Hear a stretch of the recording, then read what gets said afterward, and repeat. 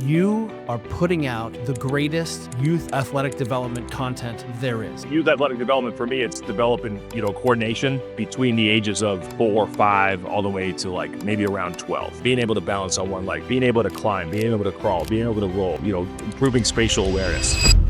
Jeremy Frisch. Jeremy Frisch. Jeremy is the athletic performance director at Teamwork Sports Performance in Clinton, Massachusetts. Jeremy is an absolute legend, rock star, the triple threat. He's a three-headed monster.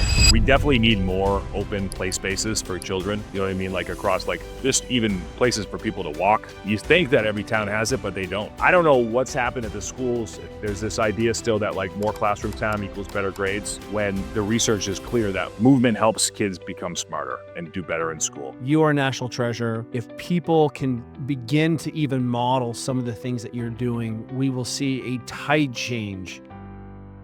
Hey everyone, Juliet here. I am so pumped to finally share something that Kelly and I have been working on behind the scenes for months. The STARET system. If you're like us, you're juggling a demanding career, an active lifestyle, maybe even a family, and probably a million other priorities. You're the type who gives it your all, but if we're being honest, your body might not be feeling as unstoppable as it used to. Maybe you're waking up stiff and sore, feeling drained before the day even starts, or you've got nagging aches and old injuries that keep you from the activities you love. You've tried all the programs, all the fads, and maybe you've even seen some results, but nothing sticks and it feels like you're spinning your wheels. Problem isn't your motivation, it's your strategy. And that's where the START system comes in. We have a program designed specifically for high performers like you. This isn't about quick fixes or unsustainable routines. It's about building strength, mobility, and energy into your life in a way that works for you. We've created a system that simplifies your approach to health and performance. During the week, you'll follow progressive workouts that prioritize strength, recovery, mobility, sleep, and sustainable nutrition. On the weekends, it's all about playing outside and doing what you love. This is about creating a body that doesn't just survive your busy life, but thrives in it. Head over to staretsystem.com to learn more and join us. We can't wait to help you unlock the strength and energy you deserve. Jeremy, welcome to the Ready State podcast. Thanks for having me on. I'm really excited. Let me set this up for everyone. There's so much to talk about today, but you are putting out the greatest youth athletic development content there is. And that's how I became, I'm going to say, Frisch aware, right? Is that I am out on the Instagrams looking for better ways to solving problems. I coach at a university level and I'm always looking for ideas. And I don't remember when I stumbled on you and I was like, holy crap, this human being has figured it out. And I want to go back in time and be one of your athletes. So we are really excited to talk about all things youth athletic development. And I want to set this up before we get into it, because today on Instagram, you had a tantrum. You threw a fit. Could you talk about what your tantrum was on Instagram today? Because it really is so important. Yeah. So, I'm a father of 4 kids. So, I got a couple kids in the high school, arena, but also still in the youth arena.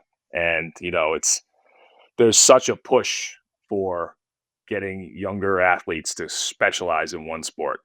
And I see it all the time. And I see the beginnings of it, and I see the middle of it, and the end of it. And most of the time, it doesn't pan out the way everyone thinks it's going to pan out. You know what I mean? And so that was this morning. I just, those thoughts pop in your head, and I just started going. I started talking about, youth sports, and the early specialization is not, specialization is the end game. It's this last thing you want to do. The beginning should be general, and as much activity and as many sports and all those things as possible to build up into this culmination of specialization. But everyone in this country's got it the wrong way. They want to start specializing when they're 4 or 5 or 6. And then they just do the same thing over and over again. And they totally miss all that other stuff, all that glue that holds the athlete together. They miss that stuff because they're just focusing on one thing all the time. And I just threw a little video on there to show kind of what we're doing and how we try to develop athletes from the ground up. So we've talked about this with some other guests, and it's a subject that's near and dear to our hearts. We don't have 4 kids, we have 2, but we've, been through athletics all through all the phases. And now, as everybody knows, we have a kid who's hoping to play in college and definitely is at that specialization phase. And I think the message is getting out that specialization is bad. But coming from a parent's perspective, it's sort of like you're in this like rapid going downstream, and it's like really hard to swim out of it. And I'll say that Kelly and I have all the access to information and tools. I think more and more parents know. I think actually most parents now know that specializing too early is suboptimal. And yet we all find ourselves in these organizations, and really are going to be, if we pull our kid out for a season or we have them doing other sports, we're like the outlier. And it becomes really hard to be like swimming upstream when everybody else is swimming downstream. And so I love that you have this perspective both as a coach and as a parent. And my guess is that you've also experienced this with your own kids. And, so I guess practically speaking, how do parents manage this You just without went right being for the like big question. I the love it. weirdo in their community where they're just like, okay, well, I'm going to just risk that my kid's never going to play because I'm having an off season or I'm having him do another sport or whatever. I mean, what's your approach or advice to parents who know this but are sort of stuck Yeah. and not Well, sure how to get out of it?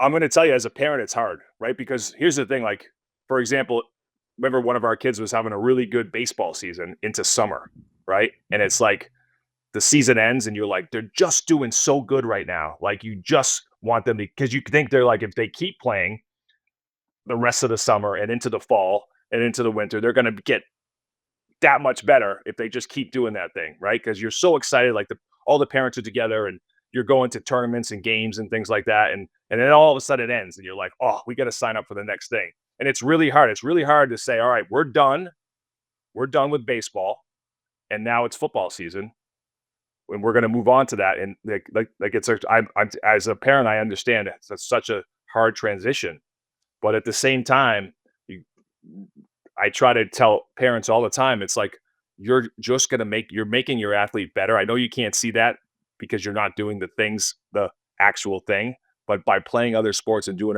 other activities, you're making your daughter or son a better athlete overall. And those skills will allow those general skills will allow those specific skills to attain an even higher level later on. You know what I mean? And so yeah, I'm always going back and forth between like what I do for a living as the coaching mind, and then as a parent and like wanting them to get better at, because you see them having success and I know how it feels. I tell people all the time, So I got 4 kids and they all play three, like we're a multi-sport family, like, and we draw the line, and we just went through this, like basketball just ended and my daughter was having a really good year and she's like, I just want to play basketball the rest of the spring. And I'm like, nope, you're picking up that softball and bat and we're going outside and we're going to start swinging. And now she's into it now. Like, she's got there's a different group of kids that she hangs out with or plays with that do softball, and she hadn't seen them in a while, So I think as you get older, there's definitely going to be more. You're going to get pulled different directions. Luckily for us here, we live in such a small town that our sports program at our high school wouldn't survive unless we had kids that played multiple sports. You know what I mean? Whereas, Right. like, if you go to the next town over, like Wachusett High School just won the state championship in basketball. I guarantee you that's 5 towns that go to one school. I guarantee you every girl on that team plays one sport. Maybe there's a stud that plays like a couple, but I guarantee you those kids specialize because you have to at such a big school. But our school, luckily, we wouldn't survive without kids playing multiple sports. So I think we get really lucky in that respect.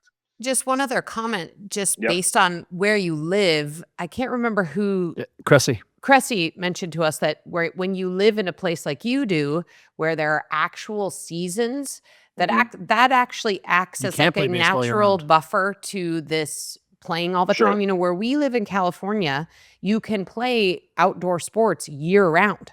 And you can do, anywhere where you can do that. I think it just, the nice thing about having seasons is, you guys can't play baseball all winter long. So Sure. I do think that I thought that was a really interesting thing Eric Cressy pointed out, is that you have this sort of natural thing where you're like, okay, now we're doing our indoor sports and then we're going to go do our outdoor sports. And at least that just creates this universe where it makes more sense to be switching sports, because you literally can't do the outdoor sports year round. I want to Yeah. put a framework on this. We have this idea, and push back if this doesn't resonate with you, is that a lot of times it's impossible if you have a kid with talent not to be engaged in some aspect of the sport. It might be only a couple days a week in a club.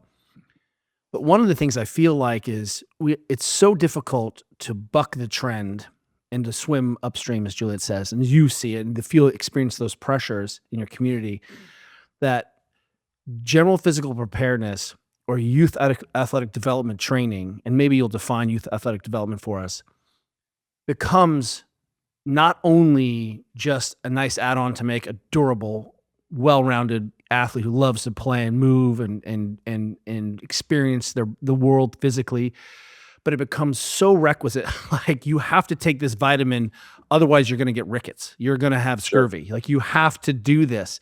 It's become even more vital that kids are in some kind of parallel strength conditioning GPP program. Yep. And that's what I'm really excited to talk with you about today, because do you think I'm right there that, like, if my child, if someone's listening to this and they're like, I don't know how I'm gonna put my kid out of water polo, how do I remedy this? Where do I go? Then the solution is the next sport, and the next sport is what you're doing with your kids. Sure. in your Yep. gym. I think that, because I'll tell you why. When I was a kid, I was outside every day, see my buddies. We'd play games. We'd make up games. We'd ride our bikes. We'd do all these things, right? To me, Drink from that the was hose. like Gen X. Let's go. Drink from the hose, right? Drink from the hose. I mean, you broke your neighbor's window with a ball. Like, all those things happened, right? And It was a Mercedes-Benz window, just so you know. yeah, right, yeah. And then that's like, drive through any neighborhood these days and look around and find, like, ask yourself where the kids are. They're not around, whether they're inside gaming or they're at some other activity, but you don't see that. Like, that's where our general GPP came from way back, right? You don't see that as much anymore now. And go to schools. Like, my son's gym class is a semester thing. Like, he's got gym now, but next semester he won't have it. He's 12. When he was in elementary school, And that's they because had- in the next semester he doesn't need training as a yeah. youth child. It's a growing No, body. it's- You're good. You've done it. forget that thing. Imagine The if battery they is said, full. We don't need math next semester. Forget that. That would never happen. But it's like, they don't get, their recesses were cut in half because they had to go when they were in elementary school, because they wanted more classroom time. So all those opportunities to move and to really develop, like, coordination and balance and agility has been sort of like taken away from childhood. You know what I mean? And so I feel like that's kind of where I started this program. Was I wanted to provide something where kids can do some of the stuff and all the things I did when I had PE in elementary school. We used to have it 3 days a week, and we did all these things. And I remember doing those things, and it was so much fun because I love to move, and I wanted to provide that to kids. And that's how the program sort of started. I started having kids, so it was a perfect time to do that type of program. So two questions for you. Yep. Tell us how you would define youth athletic development. I think we've touched on it a little bit. And then also, tell us what you are doing in your own gym. What are you doing? Yep. And the So I ages think- that you're working with to specialize in. Yeah, so youth athletic development for me, it's developing, coordination between the ages of like 4 or 5 all the way to like maybe around 12, right? So we're talking like, and I say coordination, but I'm talking like balance, your ability to like synchronization. What's the one? I'm losing my train of thought here. Kinesthetic differentiation, like learning how to, like, for example, throw a ball. If you guys are real close to me, I'm not going to whip it at you as hard as I can. I'm going to give it a touch. You know what I mean? If you're playing basketball and you're like a few feet away, you're not going to fire it at shoot it as hard as you would if you were behind 3-point line. Things like that. Being able to balance on one leg, being able to climb, being able to crawl, being able to roll. Improving spatial awareness. All those things sort of, I think you need prior to speed, like traditional speed training, traditional, change of direction, agility training, lifting, strength and conditioning, is like all those things kind of, for me, fall into like the youth athletic development, right? And the way I always term it is like just general coordination. ABCs, agility, balance, coordination is a great way to put it. Do you think we need to rebrand strength and conditioning? Because one of the things I fight against with parents locally and have been is the perception that strength and conditioning is just going to the gym and lifting weights. And usually that means like in an uncoached environment. Um, and Kelly and I seem to constantly be explaining to people that strength and conditioning isn't just strength and conditioning. It's all the things you've talked It's about. coordination training with resistance. Yeah, and it's, all of the things you listed. It's this really comprehensive, the right kind of strength and conditioning program. But what we see is So- boys going to the gym and bodybuilding. They're bodybuilding because Right. that's what they're seeing on Instagram and thinking that that's going to help them with their baseball program. Sure. And so, do you think if we started calling it youth athletic development versus strength and conditioning, would that help, get buy-in from parents who just don't want to send their kid to the gym to do bicep curls? Yeah, 100%. I think that's what that's what I try to call it. My program, the youngest of the kids come in between like kindergarten and second grade. That's called Speed Demons. Just to like we gave it a neat name for that age group. But then after that, when you move on to the next phase, it's athletic development. That's basically between grades 3 and 7 or 3 and 8. And then after that, we move into strength and conditioning where we're doing, we're teaching resistance training and things like that. So it's like, yeah, I think I love that term, athletic development, youth athletic development, all those things like I feel like everything that I'm doing in my facility to fall under that way better than just your typical, thinking about, as I know a lot of people think about strength and conditioning, they think about like a college strength and conditioning program where you walk into this, cathedral weight room with, Which Right. I Squat will say racks is yeah, most of the time is the antithesis to skill development, tissue health, coordination. And I honestly believe that most of our college weight rooms make our athletes less athletic. 100%. So just so you know, I was a college strength and conditioning coach. And at the time I planned to be the greatest strength and conditioning coach of all time. When I was in college, I was in my biomechanics class. I was reading Mel Siff's Super Training. Couldn't understand the word No, it's fine. what I was reading, but everyone needed to know that I read Super Training. And you were on the You know, forum. I was along on with the me. forum. I was crushing the forum, and I knew, so I was going to be the best strength and conditioning coach ever. And then I got to be one, and kids were showing up with like these lack of movement skills, and I was like, we don't have enough time in the year to do this stuff. You know what I mean? To add, that's how it all started. I started like working my way backwards from these athletes that were entering college unprepared, and then being frustrated not to be able to work with them enough to sort of, I don't know if you could fix anything, but to make them a little bit better, right? And at the same time, I had my first child, and I started reading about like primitive reflexes and like tummy time and roll. Like, how many parents know what tummy time is? Like how All of much it them. can how much it can help like your child if you did it a lot. You know what I mean? Only if you want to have a child with huge erectors. I mean, let's Right? be honest. Huge right? erectors. So it's fine. I have to send you guys a picture of my youngest because that's all I did is throw him on his belly.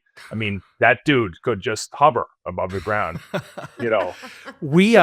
I was working in the NFL, and one of the strength and conditioning coaches said, you know what the problem is? These kids come out of college and they're so beat up by the time they get here. And I was like, Yep. wow, man, those college people are nasty. So I happened to be at Michigan the next weekend, and they're like, hey, 22 out of our 24 All-Americans we just recruited have knee pain doing an air squat. And they're like, the problem is these high school kids. And I was like, these high school kids. And so I end up at high school like literally the next week, and the coaches are like, you know what the problem is? and Right. and I really feel like you had the same experience. We're like, how far more upstream do I need to get? Well, it turns out it needs to be like 4. It needs to be four, Yeah. right? Four. I see, and I want to talk about a conversation you and I were having with another person, because you had a post that we put in the ambush, or I commented that Yep. kids don't want to do rear foot elevated split squats and planks every day. Like that is just like for me, the epitome of let's destroy what's fun about getting strong and athletic, right? You're like, Yep. we've taken these adult concepts, which adults need, and they still need play and all the things, but we've sucked the joy out of it, and it's so highly decorative here. And and you do your A and then your B piece and your C piece. But in kids who learn through play, that is not play. Like that is not play. So we started having a conversation and someone jumped in and was like, kids still need rear foot elevated split squats. And there was this sort of moment where we're like, hey, you and I agree that we can constrain the environment. We can set up an environment where we get the right thing. Like ask a kid to jump and land on one leg, and there's only one way to jump and land on one leg, and their strategy is going to improve. But he didn't believe that. Can you talk a little bit about that sort of constraint and how you're novelly using the environment to get kids to solve problems, unlock all of the potential they have in their brains? Sure. Yeah. So it's funny too that I remember that conversation. I sort of held back and I stopped Me too. because the other thing is like with children, I know there was talk about compensation, comments falling further into compensation and things like that. But like kids are always growing and always changing. Yeah. So they're always like, there's never like this perfect way. They're always compensating one way or the other until they kind of reach that maturity level where you can really ingrain things and refine movement. Right. And the only way to refine movement is for them to be able to be mature enough to take it all in, to refine the movement, to understand what the things you're giving back. Whereas kids, they're just more like, if you set the environment up, they're not going to listen to you. Like, oh, you put your foot here and they'll look at you like, what is he talking about? But if you set them up like, hey, we're going to jump off this box into this tiny hula hoop, they're going to figure out a way to do it. And at first they probably won't. They'll fall out of the hula hoop or they won't land efficiently, but give them a few chances and they're going to figure out their best way to land in that hula hoop without falling out of it. You know what I mean? So I love that. That's like, you use the environment to train the kids. I usually just stand back.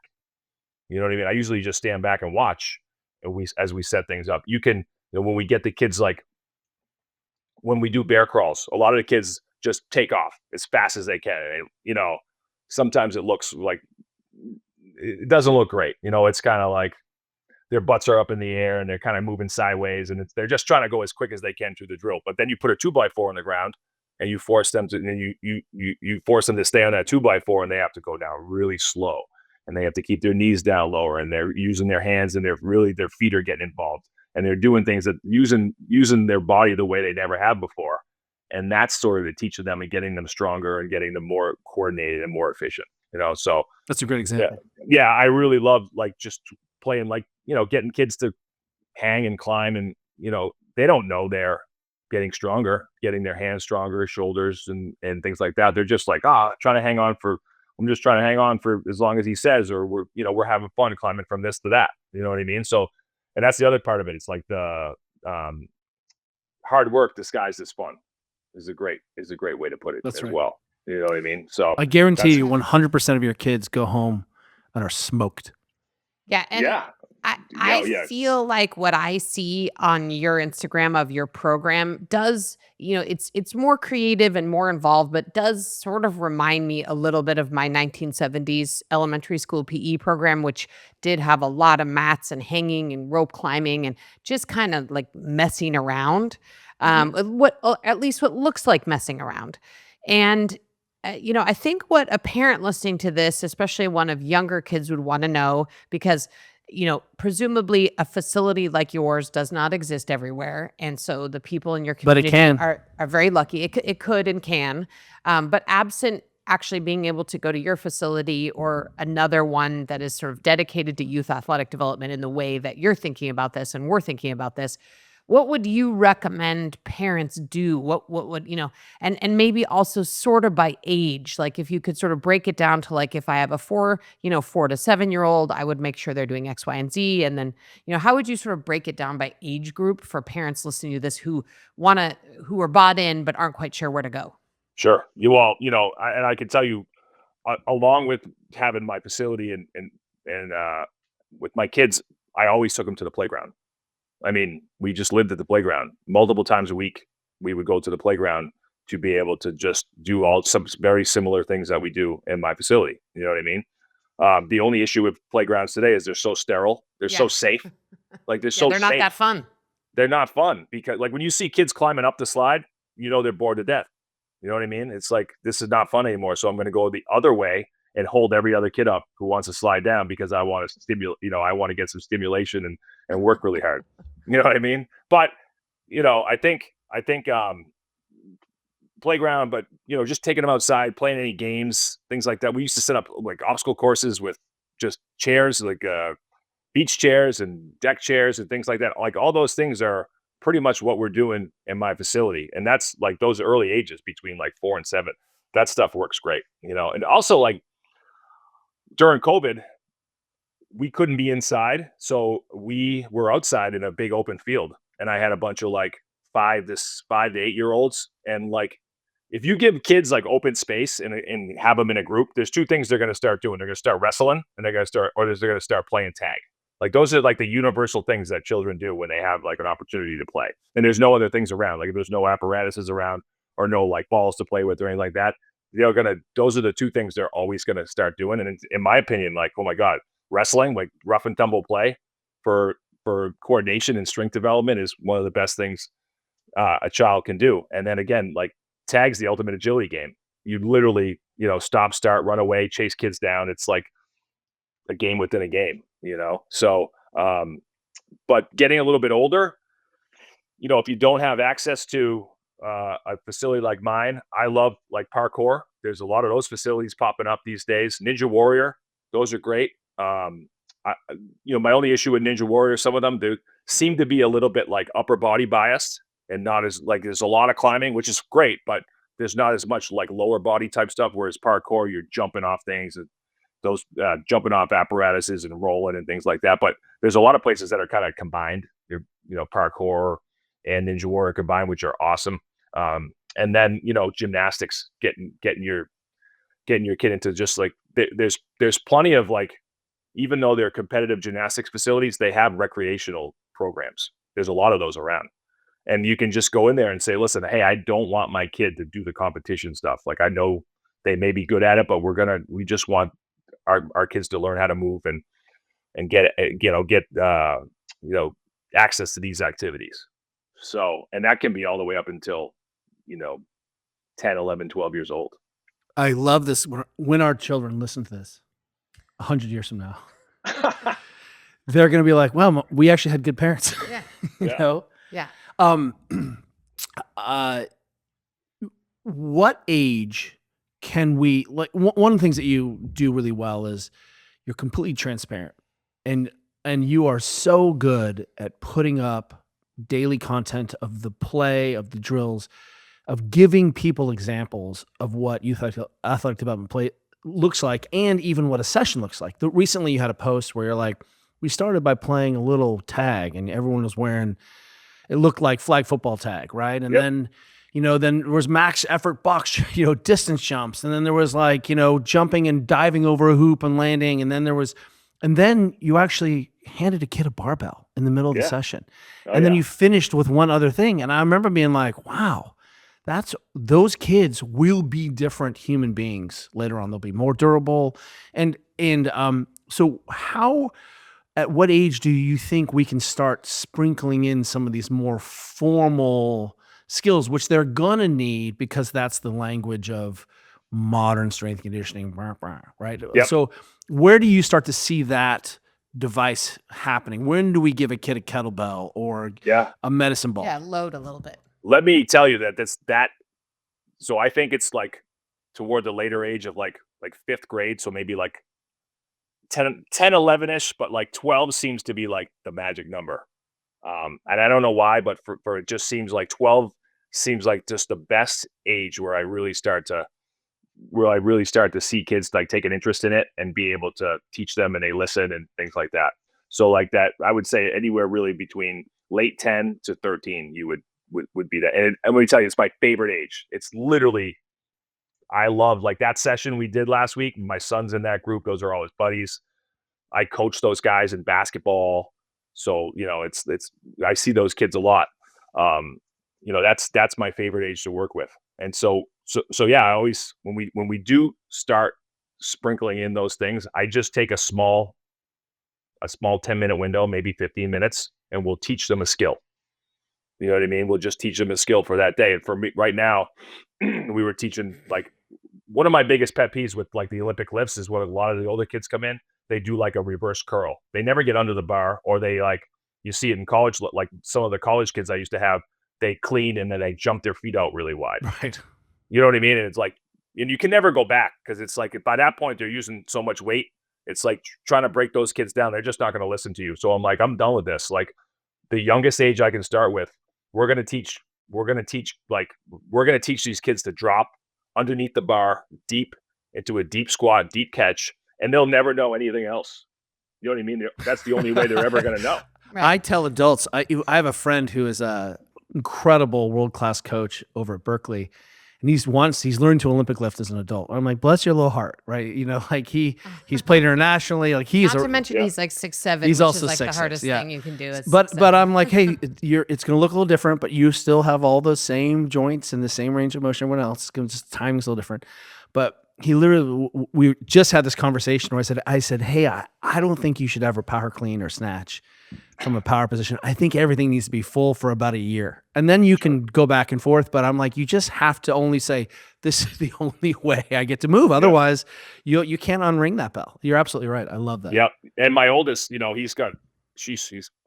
probably cleans 330, 335. You know, He's 17. He's 17. He's 17. He's fine. He's a mutant, and he catches deep, and he always has. So it's like, you know, it's for me. I look at him and I'm like, all right, everyone else behind him is going to learn the same way. So yeah, I want to give a shout out right now. We have a incredible Olympic lifting club here called Marin Heavy Athletics. Yep. And what's so great for me is they have something special going on. You know, if I walked into your gym and watched, I would be like, there's something special going on here. The vibe is good. The support is good. The play is good. Like you're just like, there's something magical. When we walk into that place, there are 70-year-olds Olympic lifting. There are next to like preteens. 12-year-olds. And there is something special. I'm like, oh, I want my child to be in here. And I have aimed more kids there. I'm like, hey, you need, you know, this kind of springiness, jumping triple, the idea of, I think we call it triple flexion. Like everyone's talking about triple extension. I'm like, no. I want you to be able to absorb force through all these joints, triple flexion. But that exposure of Olympic style weightlifting is the root of jumping and landing, track athletic. I mean, really, I think what you're doing here is setting kids up to say, hey, you have the tissue tolerance and the skills to now do whatever you want to do. And theoretically, you're able to do this your whole life. Yeah, 100%. And I think here's the thing too. I tell everyone this, especially new coaches who come to the facility, it's going to look ugly when they first start. Oh, yeah. It wasn't beautiful. Like some of those kids, like even my youngest son who was in that group, he's like, hit a growth spurt. He's getting kind of long and lanky. You know, he kind of catches it. He's leaning forward. It's not perfect right now, but like, just keep doing it. And, you know, we're not going to overload him. We're just going to keep doing that skill and take our time. I mean, we have so much time. These kids are in 6th grade. Like, think about what we can take them by the time they're even just freshmen. And then they still have their whole high school career with this newfound strength that they developed between grades 6 and 9 to take into their, you know, the rest of their high school career. I mean, it's wait, I got to cut you off because how strong can you really get between 6th grade and 9th grade? Like nothing has really changed. I like to say, hey, you know, your gonads haven't even descended yet as a young man. Like it's time, like give it a second. But the coordination and tissue tolerance is real. Sure, 100%. And then all the other stuff we do with it. We're diving over hurdles and doing rolls and cartwheels and jumping off boxes and doing 360s and things like that. Those are the kind of, like I said before, that's all the kind of glue that holds everything together. You know, that other athletic stuff. So one of the things that's been implied here, but I feel like we need to say out loud, is that this is all happening in a coached environment. And I think that that's so critical. And one of the things our friends, Jeff and Mickey Martin, who run Brand X Kids, I'm sure you're familiar with their work, but you know, their whole thing is, look, strength and conditioning is appropriate and is appropriate as early as 6th grade, like you're saying, but needs to be done in a coached environment. And I think that's where parents have this, again, I think it's an unreasonable idea that strength and conditioning is dangerous for kids. And of course, if you look at the data about a good strength and conditioning program compared to literally at pretty much any sport and injury rate, strength and conditioning is like by far safer for kids than the actual sport. Sure. Yeah. But again, there seems to be a misunderstanding there. But could you just talk about the importance of doing this with coaching? Because I think that's what's missing sometimes.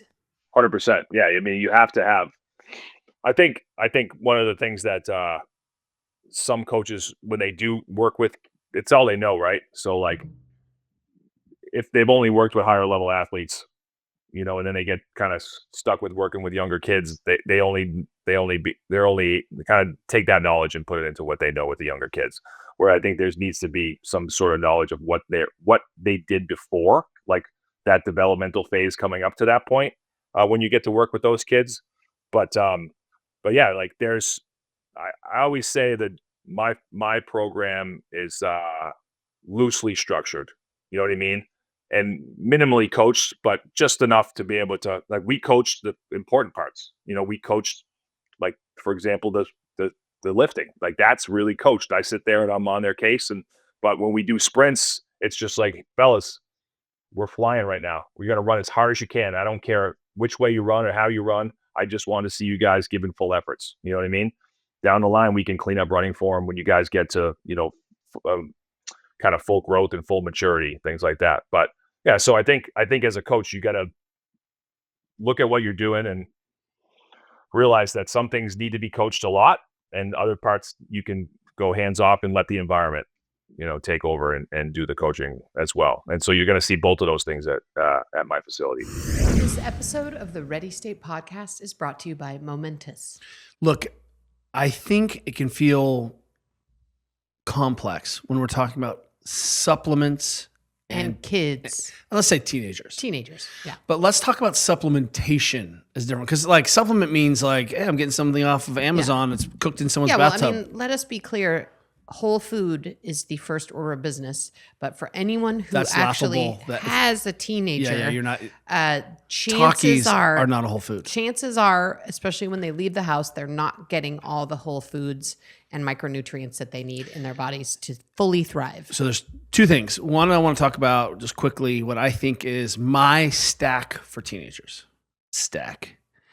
And number one, I think your kids need some omegas, a high quality omega, and that Costco crap fish oil, it's crap.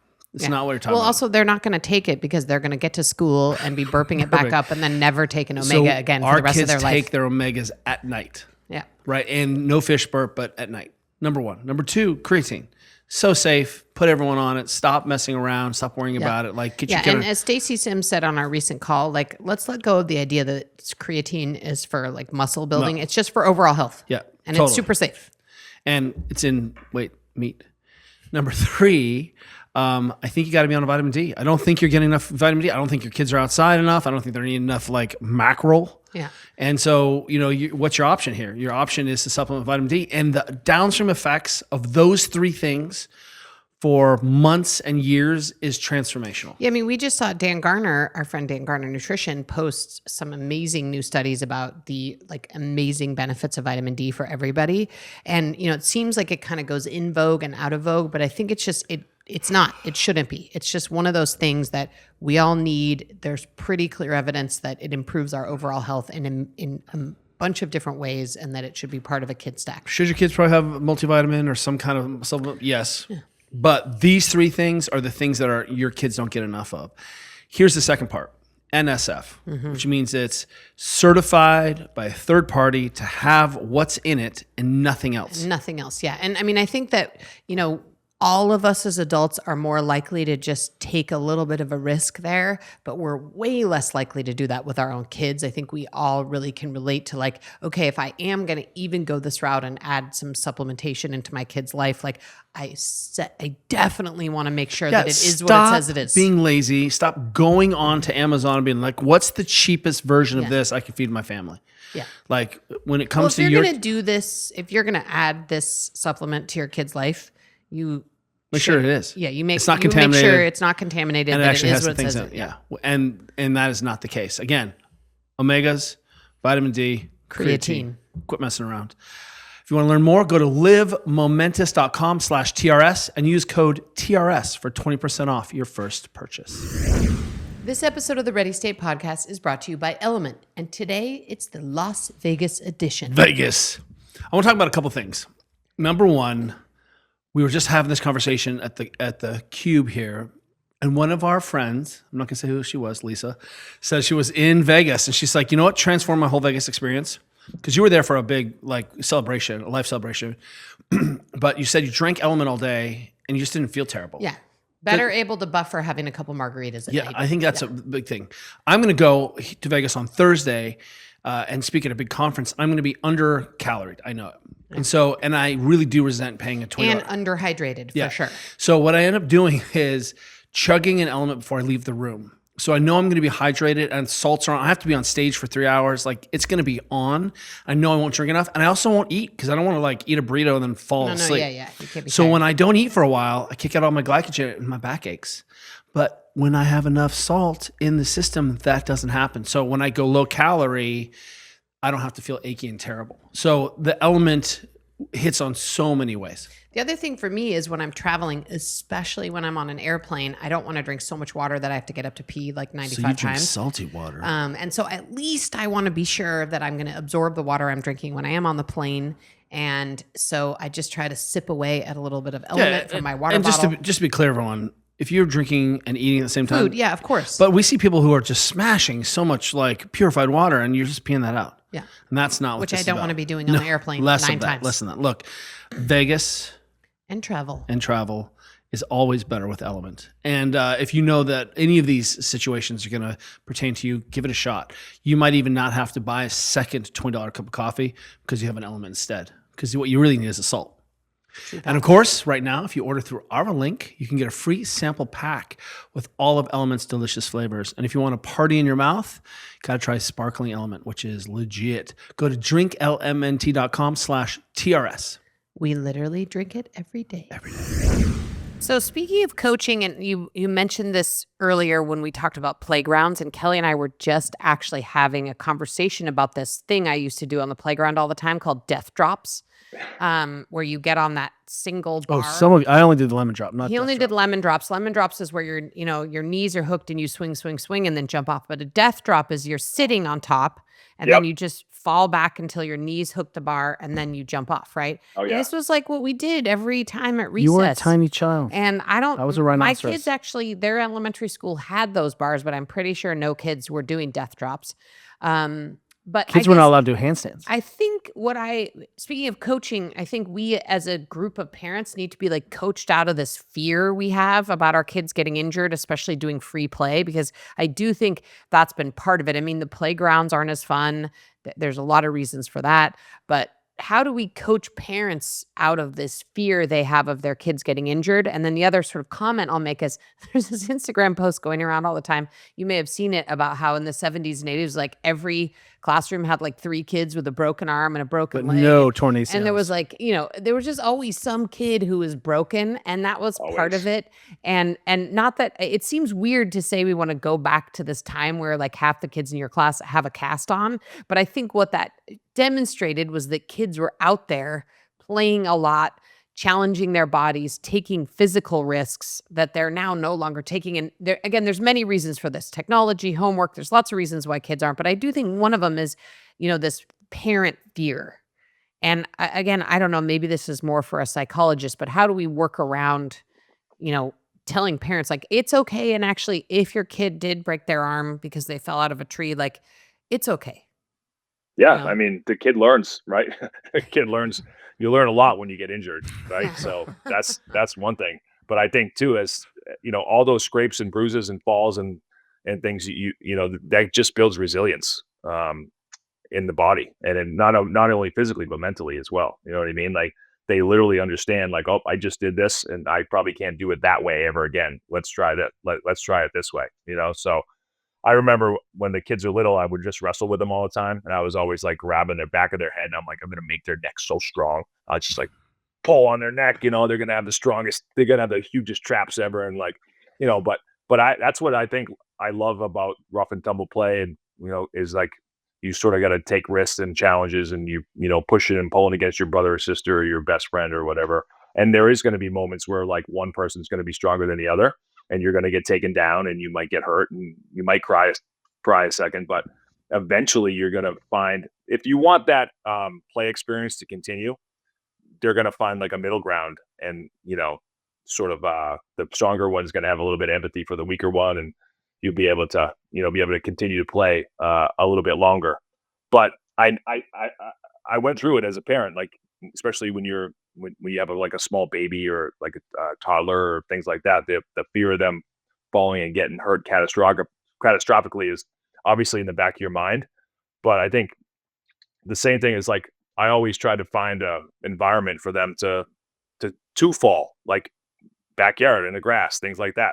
Those are the places where kids typically play, and they've fallen on the ground for years, and they've always seemed to get up and moved along. And it is true. Like when I was a kid, I swear, you know, you could carry a marker with you because somebody had a cast that Always. you could sign. Yeah. Like 100% of the time, one kid had a cast. So when our daughter rolled off the bed as a child, Yeah. you weren't very casual about that towards me. No. Yeah. I may have just turned my back on our infant child as she rolled off the bed onto the wood floor, but it's fine. She did nothing broken. One of the things that I think is really interesting here is we're trying.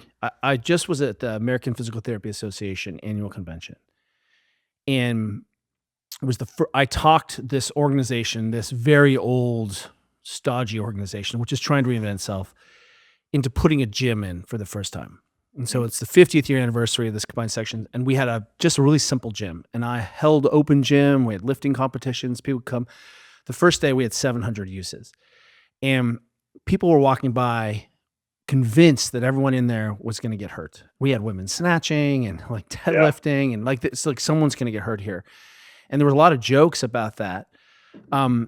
We're seeing right now sort of what my dean gave with this big lecture. It's the Macmillan lecture, which is the like award of the year. And he said, hey, we need to go upstream and look at what's preventing people in their communities from being physical in terms of play, in terms of access to play, of creating playgrounds. And his point was, if physical therapy is going to really be itself, we have to solve this problem by creating more movement egalitarianism, by movement democracy, which is exactly what you're saying, through playgrounds, through organized sports, through just we have to do that, because what we're seeing right now is a culture where bone density is terrible. People don't have any muscle mass.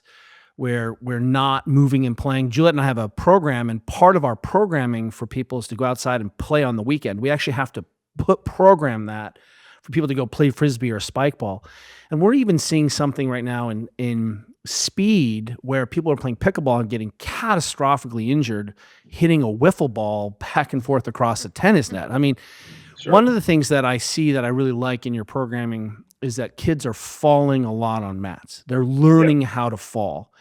And number two, the amount of sprinting and speed work that you're doing is astounding. Will you talk about those two things? Because if we're going to solve this problem of adults being fragile, which we are, we have to start much earlier and make kids comfortable with learning how to tumble, learning how to do this. And it's I think the most salient aspect of your program. Like, look at how fast these kids are going and how they're crashing into these mats, learning how to tumble. You talk about that? So I think, you know, to your point, like that's the great thing about having mats and soft surfaces is that it allows kids to take chances, right? So then they're going to go and try to do these things maybe they've never done before. They'll try a roll or handstand or cartwheel or any of those activities, or just jump off something and land on a soft mat. So with having those soft surfaces allows kids to definitely take chances. And when you take chances, then you improve your movement skills, right? Because you're going to be like, oh, they do it one time. Like we had a little girl last week. She was like 5 and she didn't want, we were jumping off like this kind of high structure, this like plank that we have down to like this mat, which is fairly soft, but she was just like really nervous about it. And I held her hand the first time and she jumped down. And then the next time she did it on her own and sort of fell forward. And then by the end of the night, she was like jumping, landing, rolling and sprinting off. You know what I mean? So her like not mastered that, but her skill at that particular activity got better literally in minutes. You know what I mean? So that's what's awesome about having all those soft surfaces. And I got to just tell you guys this, just to throw this in. But last night we had a group of kids in grades like basically second grade to fifth grade, but like we have these poles like this in the gym that hold the ceiling up because we're in the basement, and we got these big like soft outer cover like pole pads because we knew like someone's going to run into one of these poles one of these days. Yeah, right. 100%. They literally came in like a week ago, put them on. They're like so soft. Little kids like we're playing this game where you had to score the ball in a bucket, and he turns and runs into that pole full speed, like wham, but nice and soft. Head goes flying back. He falls on the ground for like a second. I'm like, oh my goodness. He gets up, shakes it off, continues, jumps back in the game and plays. You know what I mean? So it's like, I think those things, those falls, running into stuff, running into your buddy, tripping, those all build a more resilient athlete, So, and the other side of it, as far as speed goes, I think with children, if you're going to build that capacity to be fast, you just need to do it. You need to do a lot of sprinting, right? Like I think your childhood, if you look at a kid, especially kids on a playground, right? They like run as hard as they can, and then they stop when they get tired, catch their breath, and then do it again. Like you never see a kid being like a second grade kid being like, I think I'm going to go for a jog today around the playground, and like, running slow. You don't see it. You see kids just flying all the time, and then stopping, and then flying, and then stopping, and flying and stopping. So like that's pretty much how all our activities are set up down at the gym. We'll do things like long jump. We have these ramps, and the kids will run 10 15 yards as hard as they can, plant that foot, go flying in the air, land on a soft surface. Sometimes I make them land like they have to land on their feet and try not to fall over. Other times I want them to hit the ground. I want them to go flying forward and fall into a roll, learn what it feels like to be out of control, shoulder roll, get up, get out of it, move on. You know what I mean? So we do loads and loads of activities. We had this LED rabbit. I don't know if you've seen that in some of my videos. It's like a LED light where the light you can set the speed about how fast you want the light to move up and down the turf. And the kids chase that thing up and down. They love it. They think it's the greatest thing in the world. So you can do shuttle runs. You can do just straight sprints. You can set it up where they have to go run 10, back 5, and then another 20. But any activity where you can like add that like sprint first before you dive into a mat or go catch a ball, I think you're just like secretly working on speed, or acceleration. You know what I mean? One of the most athletic things I think I've ever seen Kelly do, and he's an athletic dude. He's also a big dude. Our kids were little, and we were playing out in the street, and we always have a lot of skateboards around and just like toys to play with. And Kelly had gone, I think he'd gotten like a newer longboard or something, and he had gone way up the street and was just cruising down like he was 12 years old, top speed, but he also was like a In the zone. 240. He was in the zone, like 240-year-old like dad coming down, and then right in front of our house, his wheel hits a rock, and the skateboard completely stops. But Kelly somehow managed to do this like insane forward roll thing out of it. Do you remember this? Yeah. And then like stood up and was completely fine. And I'm telling you that like every one of the other 40-year-old dads in our neighborhood would have been like hospitalized for sure. But Kelly grew up in this little mountain town in Germany where all he did was, play and was athletic and, youth athletic development. He's basically 10,000 shoulder falls, rolls. Yeah, shoulder rolls. And it was like, I have to say, I've seen him do a lot of athletic things, but that always sticks in my mind as like the single most athletic thing I've ever seen him do. And it was this sort of culmination of like a lifetime of just messing around. Yeah. Yep. Remember That's that? awesome. We had a girl. I used to make her do these rolls all the time, and she ended up going to college, played Division I field hockey. But she told me, she's like, oh yeah, I was in a tournament this weekend, and this girl like swung her stick, and she hit me in the foot, and I was about to fall over, and like in a split second, I remembered all these like, she just kind of instinctively fell into a shoulder roll, got out of it, and kept sprinting down the field, and she was like, that's what we do all the time in the gym. Then I used to think you're crazy for making me do it all the time, So that's kind of too, as the kids get older, we take the stuff that we do with the younger kids and we put that in their warm-ups. so we don't forget it. You know what I mean? Especially like I think like we get all these young kids doing rolls and different types of ways to fall, but then we stop, they get a little bit older and they're almost like, oh, that's not cool anymore. I just Right. want to I want to start lifting. But I think that might be the most important time to do those things when your body's changing the most. When you get kids going through this growth spurt who you know, you just grew 6 inches and now your center of gravity and base of support is completely different from when you were 10. You know Yeah, what I I mean? mean, yeah, So let's do yes. Yeah, I mean, we couldn't agree more that the place to continue to add that play and sort of messing around athletic developments and the warm up. I mean, Kelly's doing some volunteer coaching at Cal, and one of his roles is to lead the dry land warm up, and it Before is tournaments. before tournaments, and it is all about exactly what you're talking about, which is getting kids into different shapes and positions and, messing around and playing and having fun and all the while getting warmed up. I mean, the ultimate goal is to get warmed up, but they actually enjoy it. It's like the perfect place to play and experiment. Well, we just had Rhett Larson on talking about no zombies and his warm ups with the national teams. And what I like to say, for everyone listening, is if your child's about to engage in like person on person combat, right? Which is what youth sports oftentimes is. sure. Does your warm up look like you're getting your kid ready to go fight another child? And if you're just doing some like hip activation, some kind of band drill, my child is going to destroy you. And when I say my child, my 22-year-old All-American water polo player is going to crush your warm up because you're not prepared for the kinds of intensity that we are prepared for. And still the opportunity to develop skills of throwing, of tissue loading, I now have a whole team of women who can jump on one foot on a jump rope because we've been working on that for 2 years, right? We Sure. can cut directions, and it's okay to continue to layer on the skill development forever.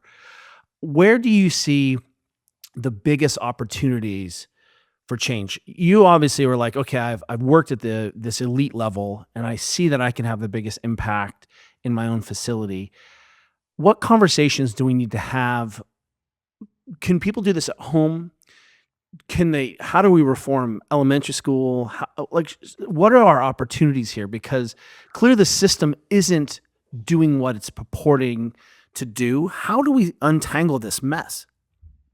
I think on a sort of national scale, I guess, or like we definitely need more open play spaces for children. You know what I mean? Like across like just even places for people to walk. More places in the woods that are conservative type lands where people can go in there and not have to worry about anything else. They can just go on an adventure and climb and walk the trails or run. Like just even that simple stuff, I think would go a long way. Obviously, expanding some type of like, I don't even know how to like some part of the government that's like part of making sure that every town has like a place where people can go and run around and like playground parks, like those type of things. And this, you think that every town has it, but they don't. They don't. Have a park. Have a park. So that's obviously one thing. And then I don't know what's happened at the schools, at the school level, public school level, because like there's this idea still that like more classroom time equals better grades, when the research is clear that like children need movement to become, like movement helps kids become smarter and do better in school. You know what I mean? And it helps them sort of be able to sit longer to pay attention. Like, what are you doing in school? Like, you have to be able to sit and listen and like, or pay attention, and like movement helps all those things get better.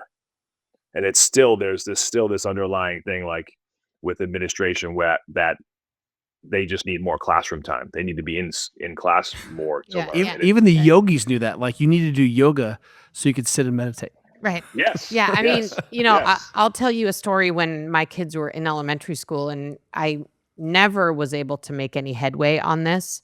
And I don't know whether it's different now, but at our California schools, elementary schools, when it's raining, the kids are required to stay indoors, which truly slayed me because I was like, is this based on some urban legend that kids get a cold from being cold? And, Sure. we live in a place where you could certainly make sure that, kids come to school with like some rain boots and a raincoat. It really bothered me that, rain meant sit inside and not move their bodies. Or Sure. at least make it optional for kids. There's still a subset of kids who are going to want to go out and jump in puddles and get wet and don't care if it's raining and have that strong desire to move. So, I mean, to me, that's one really simple thing. Just like, man, open up recess, have lots of recess, and make sure Lots of that it. kids can go outside in the rain and snow. They're fine. They like it. Yep. Yeah, we live in We- New England. It's like, you should be. We're used to the kids are used to the cold. Just let them go Yeah. out and run around. We see strength and conditioning. I'm going to put that in the quotation marks, which is really just sport. Let's call it sport. Yeah. Right? It's a part of sport. We see as sport as one of the last ways we can help people learn how to be physical human beings, how to talk about nutrition and sleep.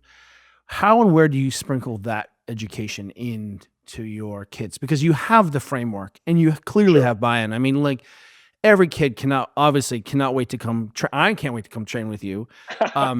But I know parents are like, holy moly, you've transformed my ADD feral 13-year-old boy. And he is like, he talks about you. How do you layer in some of those other aspects? Or do you even talk about it in those things? I do. I mean, I don't get too far into like the nutrition side. Mostly because I can't. In 1985, when I was outside, we playing with friends. Our snack was like a Snickers bar and a soda. So I can't like I felt like when we were kids, we were moving enough. Any caloric consumption, whatever it was fine because we were just so active. You know what I mean? We could better buffer it. But I think now when I see kids though, like there's a Dunkin' Donuts right around this corner, and they'll come in with something that obviously is not good for them. I'll mention to them like, hey, that's probably not a great fuel for you to have right now when you come in to do this activity that we're about to do. Oh, we're You know doing what I walking handstands, kids. Good luck. Yeah, you know what I mean? Like we got a lot happening today. I don't know if that donut's going to sit well. We'll see. Yep. And then, but I think, the other stuff, like obviously the older kids, the high school kids come in, we talk about, make sure we get like a protein shake after our workouts and, make sure we get enough sleep and like, hey, let's do, if you need to study or like you want to get your homework done, let's do it now. Like, so you're not staying up late, like you get your workout in and after stay here for a little bit and get some of your homework done. And that way, when you go home, you don't have to do it all. So, we're always trying to help the kids any way we can. It's nice having my own kids, like kind of that span. Like I got a senior, I got a sophomore, I got an 8th grader, I got a 6th grader. So my kids are kind of intertwined with all the different age groups that come through the door as well.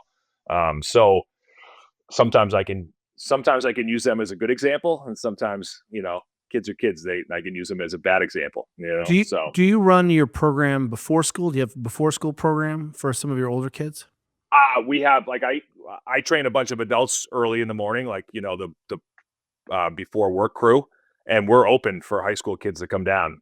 And I have a small group of kids that will show up early morning, but usually like 2:30 the place from 2:30 to like 6:30 at night. The place is pretty busy. So we go like basically high school kids come in right after school, and then it's middle school kids like the like 6th, 7th, 8th graders are in, and then the next group after that it's like the 4 to 5 grades 3 to 5, and then at like 5 o'clock we have like the little guys, the speed demons, and then after those kids kind of clear out, then we have like the after work adult people that come in as well. So it's pretty neat. I love it just because there's so much change, as far as like 1 minute, at 3 o'clock I'm teaching like these football kids how to power clean and they're strong. We're getting after it, and then the next hour it's flips and rolls and playing tag and chasing each other down and things like that. So it's a lot of different things that are happening each day as far as coaching goes. You know what I mean? Yeah. So it's pretty neat to how we have it all set up. I mean, I wish we were busier in the mornings. I always have an abundance of energy, like nervous energy when I wake up and I need to like do something with it, or I just get anxious. So, that's when I work out. Those are the times when I get some of the boring paperwork done. But I do like having like some adults come in the morning. That's always a lot of fun as well. So one of the things I've noticed in this sort of youth population is there is a subset of kids who could not be less interested in sports of any kind, right? Mhm. And often those kids are more creatively driven. Yep. And there seems to be this mentality amongst parents of creative kids that it's like there's this divide, like my kid is athletic or my kid is creative. Mhm. And then in the creative subset, there seems to be this idea that if you're And it could creative be academic too. or whatever, yeah, whatever. I'm just saying, like, whatever. There's a subset of kids who I understand have literally zero interest in sports of any kind. Like, there needs to be a space for that. But I think there's this misunderstanding that those kids also don't have a body and need to move regardless. And so what I'm wondering is, do you have kids like that in your program, which literally could have no ambition whatsoever of being on a team or playing any kind of sport, but are just in there because either they or their parents know they have a body and need to move? Or is that a group of people that you also see in your community and are trying to get to join your program? Like, how do you see that? I see that. I'm wondering what your thoughts are on it. Yeah, I think the older kids, I don't have many. It's mostly athletes, but definitely younger kids that are not super interested in sports per se. But their parents know that they need to have some activity. They know that they need some physical activity, and so they'll sign up for my program. So I got quite a bit of fair amount of kids that come in that don't necessarily play a lot of sports, but they'll do some of our classes just to get that extra activity, because they know they probably won't get it anywhere else. Those kids won't actively go outside and do those things. You, when we pointed at you recently, there were just a avalanche of people who were like, he taught me how to train kids. You have some programming. I think you said you have some examples of this sort of gamification A demo. Yeah. Would you talk about that for people who are like, hey, I can be the agent of change in my neighborhood for this, Yeah. right? Yeah. Can you talk about what resources sort of you have available or where you'd point people? Yeah, I mean, they could just contact me, but I just have sort of this athletics games skills I guess course, you could call it that. Just how to implement games, how to set them up, different ways to do it. There's a whole bunch of examples on there. Where would we find that? I don't have it. Like, it's basically someone wants it, they usually contact me and I send it to them. Yeah, it's very I don't have it up on online or anything like that.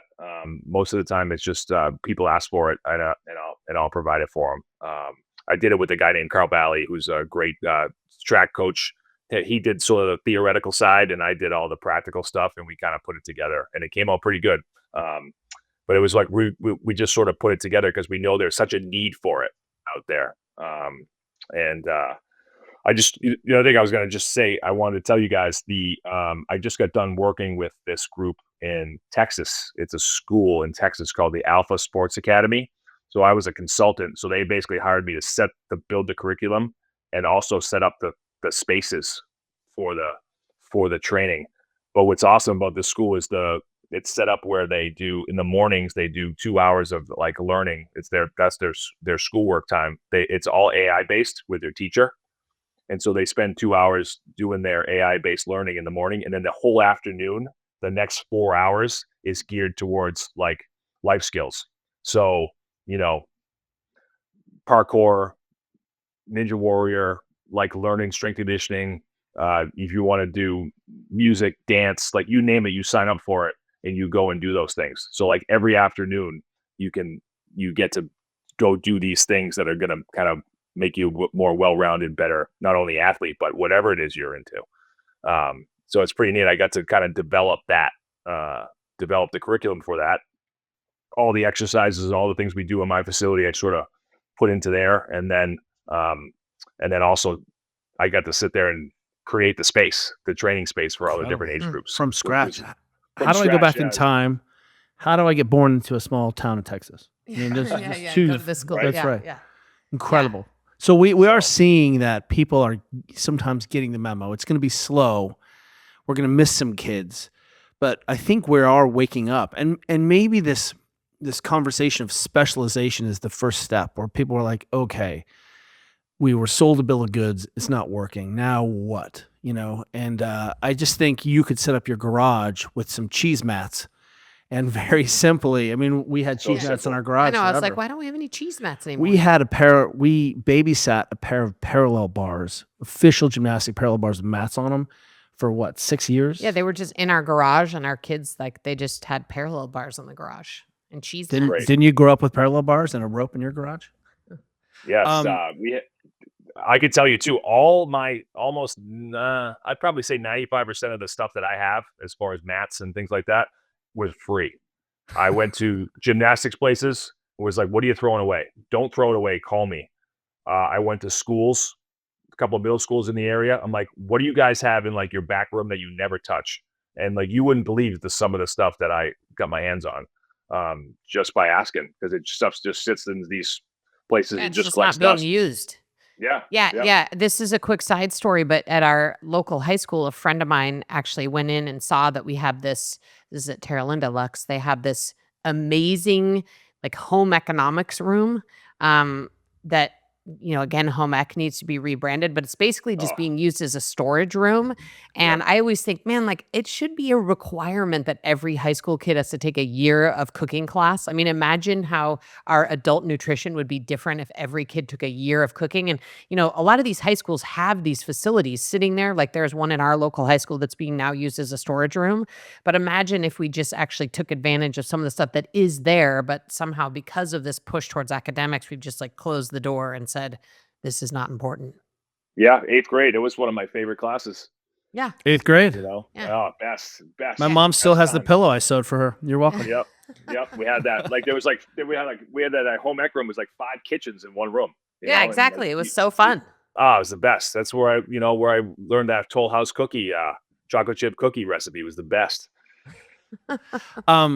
Jeremy, we're going to point to people. Where can people find you? You are a master on Instagram. Where can people find all of the things about your brain? Because you are a national treasure. If people can begin to even model some of the things that you're doing, we will see a tide change in health, in reductions in UCL injuries, in ACL injuries. I mean, you are, for me, the solution to so many of the modern problems, and you're doing it in a way that inspires me to, take those risks. I just bought 24 flag football belts for myself because I was like, I can't put it off anymore. I mean, if Jeremy does it, I need to have these flag football belts. So tell us where we can find you. All right. So I work for a company called Teamworks Sports Performance. So I used to have my own gym, and I got really tired of the business side. I just want to coach. And I don't want to deal with anything else. So I sold my company to a company called Teamworks Sports Performance, who actually was my first job ever, and we kind of reconnected. And so now they own the company, and I just work for those guys, and it's been awesome because, again, they oversee all the stuff that I hate and let me do my thing. And we have a team of other trainers at another facility in Acton, Massachusetts, and it's great. We connect, and I think our goal is to really be the leader at the forefront of youth athletic development. Like be the guy when people are looking for information when it comes to youth athletic development, they come to us. And then also the other side of it is I want to be able to get connected with as many coaches as possible to be able to show them what we do and help them become better coaches as well. So that's where you can find me. Teamwork Sports Performance, Instagram. I think it's just Jeremy Frisch 17. I can't even remember what my handle is. _ Frisch 17. Oh, there you go. Yeah. And then I'm on Twitter as well. I believe it's just under Jeremy Frisch. So I post quite a bit on there. You can get a little bit more writing on. So my rants on Twitter are a little bit longer than they are on Instagram, and then Facebook as well. Just you can look me up, and any questions, I'm always open to talk. So yeah, exciting. Thank you so much, Jeremy. This was so fun and so informative, and thank you for what you're doing. Greatest use case for social media, where I get to watch savage people doing savage, amazing things and connect with them. It's really like, I'm just very grateful, and really everyone, I want to point out that if your children aren't in something like this, start asking questions, start being curious, go find a gymnastics place, go find a dance place, go start Parkour, moving, start yeah. parkouring your kids, because I think you're going to see kids who grow up under your umbrella versus everyone else for the rest of their lives. Yeah, and also, pepper your house with all this fun stuff, because a lot of this play can be done around the house That's too. right. It has to be. For sure. Jeremy. Yeah, I forgot to mention that. I'm sorry, but you can, the youth athletic development starter kit, I posted that about a couple weeks ago, but it's like flags, dodgeballs, tennis balls, cones, like all that stuff's really cheap to buy. And you can put that in the backyard and do your own athletic development. Is Easy. dodgeball back on the table? I mean, are we allowed to play dodgeball? We played a lot. I know at some schools it's, but it's one of my favorites. It was a big part of my life. Yeah. Yep, for sure. Jeremy, I want to have you back on to just talk more nuts and bolts and tacks and kids games. But thank you so much for your Thank you for time. being This was here. so great. Absolutely. It's been a pleasure. It's awesome. Great to meet you guys. Always been a big fan. Thanks, Coach. Thanks so much.